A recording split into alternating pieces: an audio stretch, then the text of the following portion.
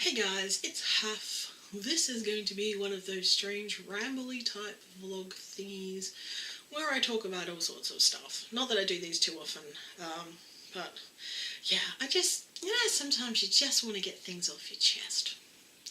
So, let's see.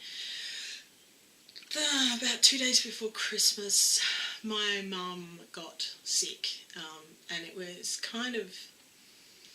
My mum's the kind of person that she does everything herself. She's very independent, although we all live together. She's very independent. And she got my partner to take her to the doctors, and that freaked me out completely because that's something she's never done before. They basically decided it must be gallbladder. But because it was basically when she saw the doctor, it was the day before Christmas, there was like no way of getting a scan done until after Christmas. It was actually so it happened on the 24th, and she didn't get scanned done until the 25th, which in hindsight is probably not a great thing. So she gets the scan done on the 29th. This is after being in quite a bit of pain and discomfort for quite a few days, spending a lot of time in bed, again, unusual. And she got a phone call in the afternoon, and this was from the doctor. And of course, as soon as I found out it was a doctor, I kind of freaked out just a little bit more, because one of my other doctors told me there's a code, which if you don't know this is very interesting. If you have a test done and nobody calls you for the results, you need to call them.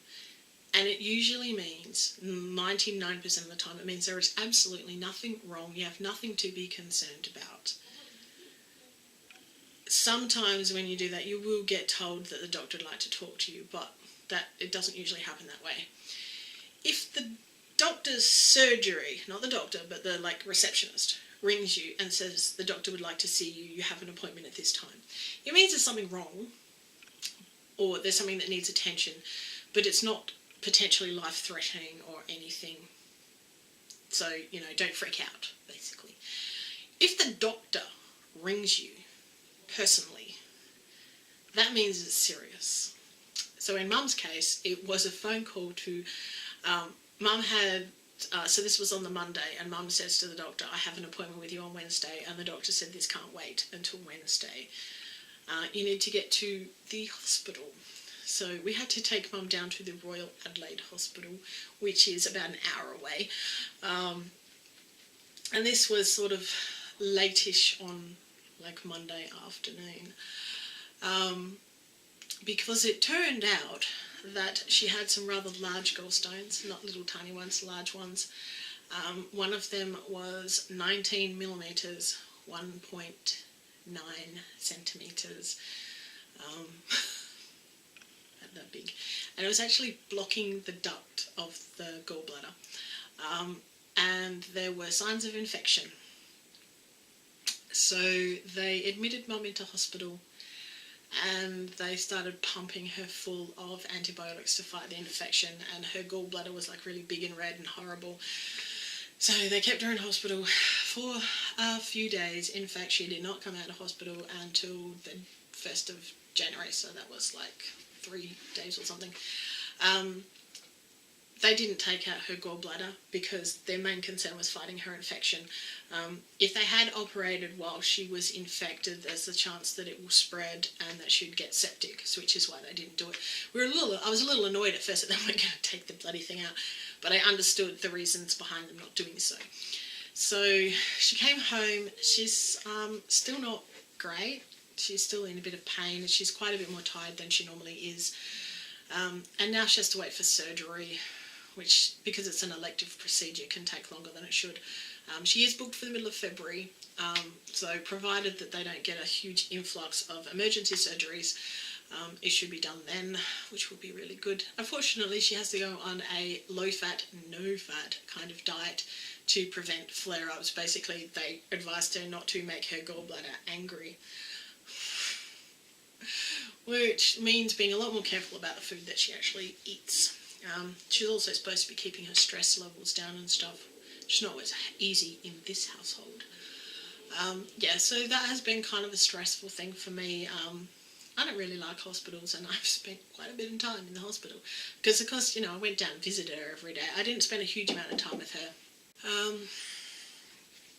Yeah, so I went down and saw her every day, which meant going down on the bus. And it's been kind of hot, which hasn't helped any. So, yeah, it's all just a little bit stressful. But, it's good to have her home again.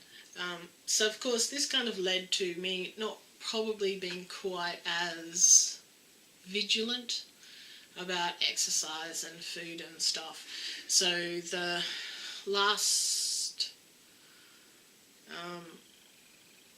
was it my last weigh-in? I think it was my last weigh-in. That was on the 31st. I'd actually put back on about 200 grams, which was a little bit annoying.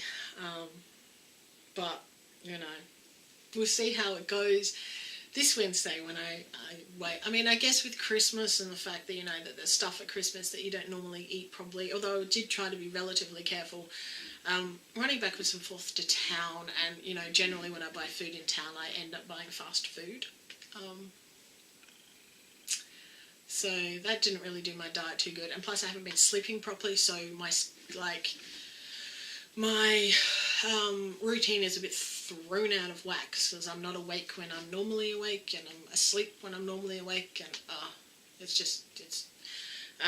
and so I've been fairly freaked out and a little bit stressed, particularly mentally. Hasn't actually been a good couple of weeks for me. I've had to hold it together because, my mum needs my support and my family needs my support to get through all of this. But yeah, so that's kind of where that is. Having because I've started, I don't know whether you've noticed this, but I'm basically doing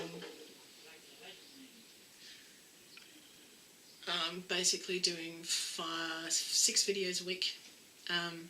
Only day I don't tend to upload is on Sundays, although generally what I do is I make a buttload of videos all at once, and then I upload a whole bunch and schedule them so that I don't have to do that every single day, because it takes a while to upload. If you haven't made YouTube videos, it can take a really long time to upload a video.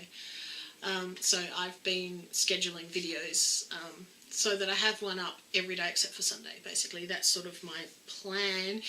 If I can keep a long enough list of videos that I want to record, that's sort of what my plan is for 2015, is to try and upload a video 6 days a week.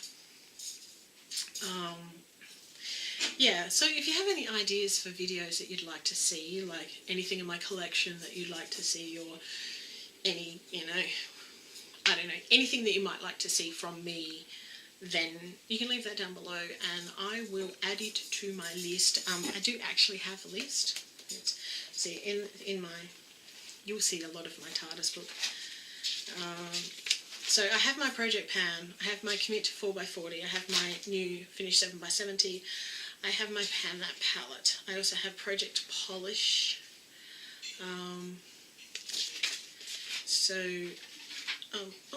I just went.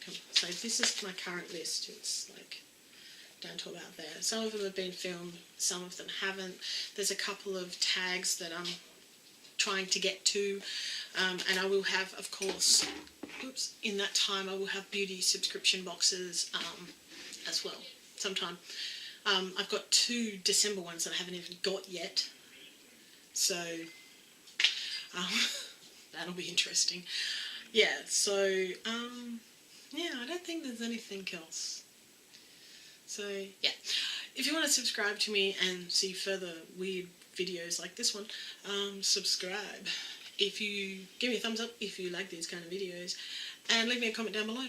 I try to respond to every single comment that I get, and I will see you in my next video. See ya.